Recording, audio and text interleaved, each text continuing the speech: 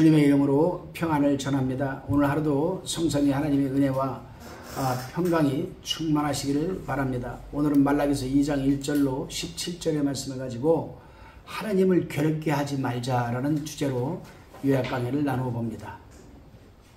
본문 1절로 3절 말씀입니다. 너희 제사장들아 이제 너희에게 이같이 명령하노라.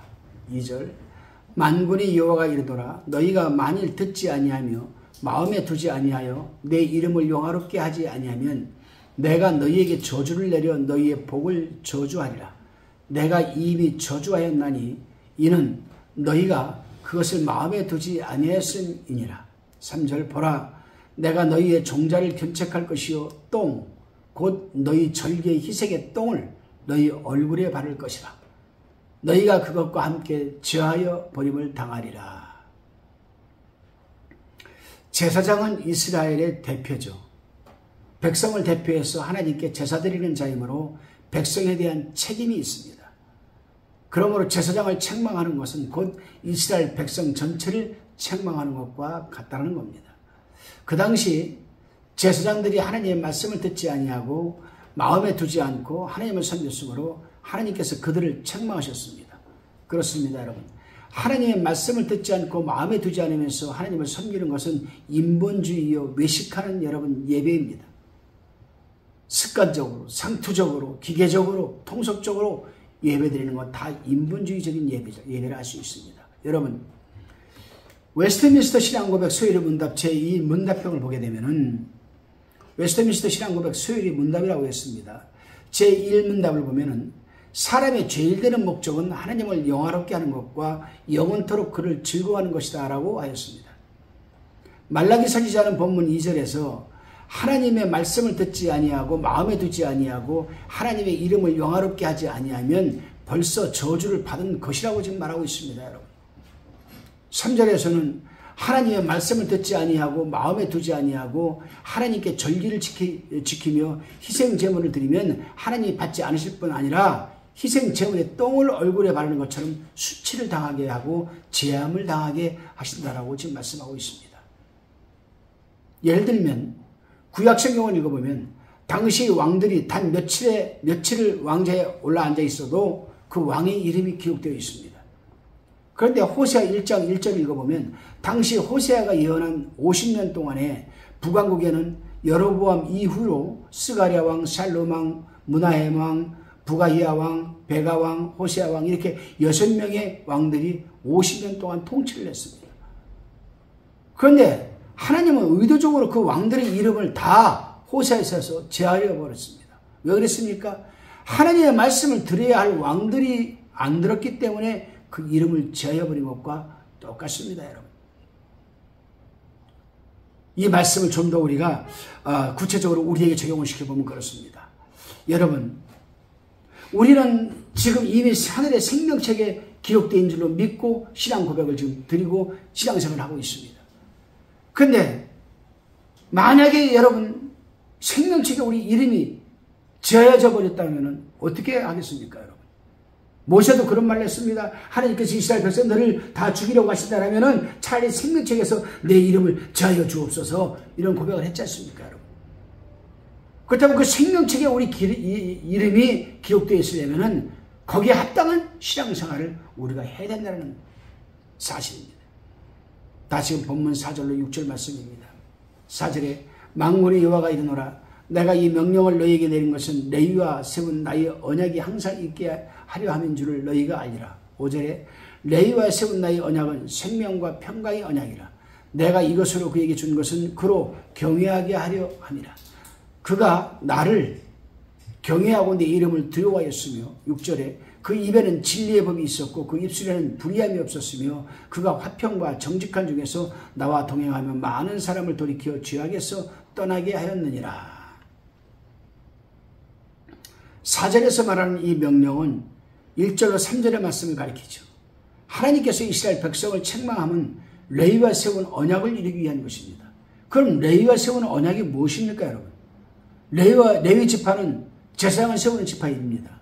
그러므로 레위와 세운 언약이란 제사에 대한 언약이죠. 역대상 6장 49절을 살펴보십시오. 그 제사는 이스라엘 백성이 죄사함을 받는 속죄의 제사인 동시에 그리스도를 바라보고 믿게 하는 제사이고 또 하나님을 찾고 교제하는 제사입니다. 여러분. 그렇습니다. 오늘날에도 의식과 증서는 도말했지만 예수님께서 십자가에서 레위와 세운 그 언약은 남아 있습니다. 그 언약은 그리스도의 피로 죄사함 받는 것과 하나님과 교제하는 일 아니겠습니까? 그러므로 그 언약은 생명과 평강의 언약이라 할 수가 있는 겁니다. 그렇습니다. 6절 말씀을 보면은 전에는 레위 지파의 성실한 제사장들이 그 언약대로 하나님을 경외하고 여러분 하나님의 이름을 두려워하고 그 입에는 진리의 법이 있었고 불의함이 없었고 화평과 정직한 중에 거했고 하나님과 동행했으며 많은 사람을 돌이켜 죄악에서 떠나게 했습니다. 이것은 오늘날 참된 신앙을 가지고 있는 교역자들이 마음과 자세요 성도들이 걸어가야 할 길이 아니겠습니까 여러분. 다시금 본문 7절로 8절의 말씀을 살펴봅니다. 대저 제사장의 입술은 지식을 지켜야 하겠고 사람들이 그 입에서 율법을 구하게 되어야 할 것이니 제사장은 만군의 여호와의 사자가 되미오늘 8절에 너희는 정도에서 떠나 많은 사랑으로 율법에 거치게 하는도다. 나 만군의 여호와가 이르노니 너희가 레위 언약을 파하였느니라. 제사장들이 율법에서 떠남으로 다른 사람들까지 율법을 떠나게 만들고 말았습니다. 여러분. 제사장이 정도에서 벗어나 다른 사람의 진리를 말씀으로 바로 그렇게 가르치지 못하고 잘못 가르쳤습니다. 그러므로 그것을 들은 많은 사람들이 거쳐 넘어지게 된 것이죠. 그러므로 제사장들은 레위 언약을 파괴한 겁니다. 그렇습니다. 오늘날 교육자들도 만군의 여호와의 사자입니다. 그러므로 하나님의 말씀과 영적 지식이 있어야 되고 많은 사람들이 와서 그 입에서 하나님의 법을 들을 수 있어야 합니다. 그런데 오늘날 이단들이나 사이비들은 레위의 언약을 파괴하고 언약의 근본 정신을 떠나서 진리의 본 뜻을 변질시키고 진리의 말씀이 아닌 자기의 생각과 지식과 가르침으로 인해서 많은 사람들을 미혹하여 걸려 넘어지게 하고 있습니다. 여러분. 이럴 때 우리는 분별력을 가지고 여러분 잘 경계하고 대처를 해야 되겠습니다. 다시 본문 10절로 11절의 말씀입니다. 우리는 한 아버지를 가지지 아니하였느냐? 한 하나님이 지으신 바가 아니냐? 어찌하여 우리가 각 사람이 자기 형제에게 괴사를 행하여 우리 열조의 언약을 욕되게 하느냐? 11절에 유다는 괴사를 향하였고 이스라엘과 예루살렘 중에서는 가증한 일을 향하였으며 유다는 여호와의 사랑하시는 그 성결을 욕되게 하여 이방 신의 딸과 결혼하였으니 열조의 언약은 레위의 언약, 즉 생명과 평강의 언약을 말합니다. 5절에 나와 있습니다. 같은 형제들을 서로 멸시하고 억울하게 하고 속이는 것은 그 레위의 언약을 어기는 겁니다. 이들은 하나님이 미워하시는 가증한 일을 하였는데 특히 유다는 여호와의 사랑하시는 그 성결을 욕되게 하여 이방신의 딸과 결혼을 하였습니다.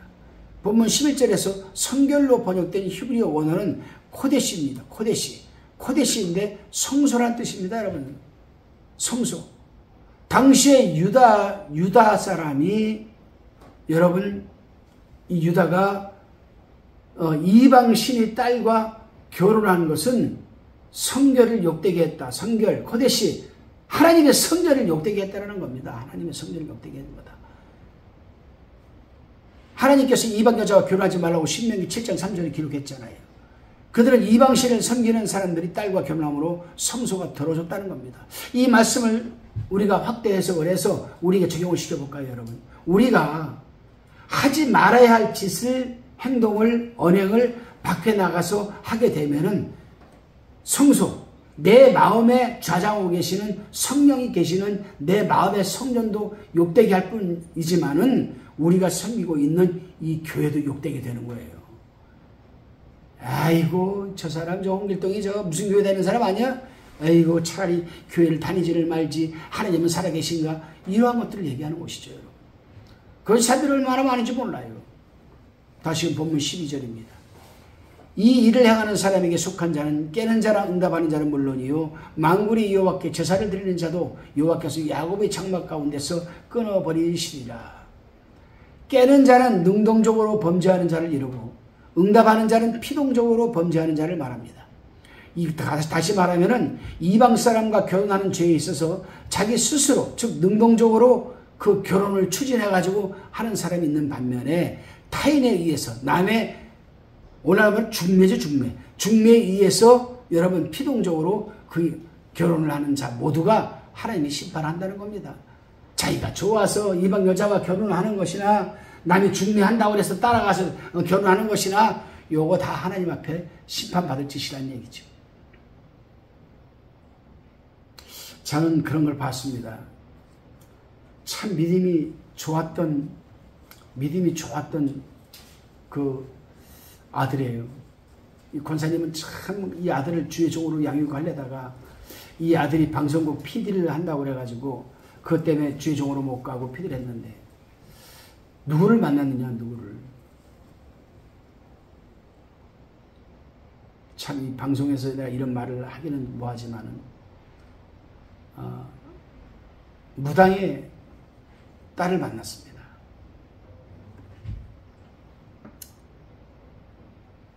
무당의 딸을 만났는데 이 권사님이 대발노발을 하고 그냥 막 반대를 하고 그냥 호적을 판다고 하더라도 끔찍 안 하고 결혼을 한 것 같아요. 그때 저한테 상담이 왔었습니다. 그럼 이렇게 합시다, 권사님.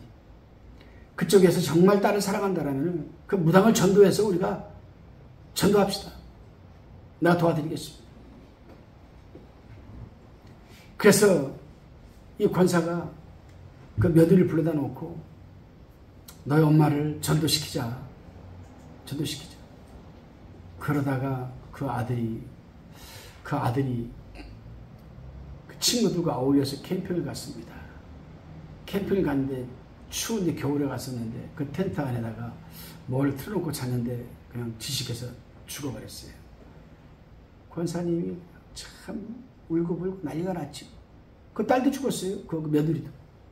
무당도 딸 잃고 이 권사님도 아들 잃고 그렇습니다, 여러분. 그래서 저는 늘 그렇게 얘기를 합니다.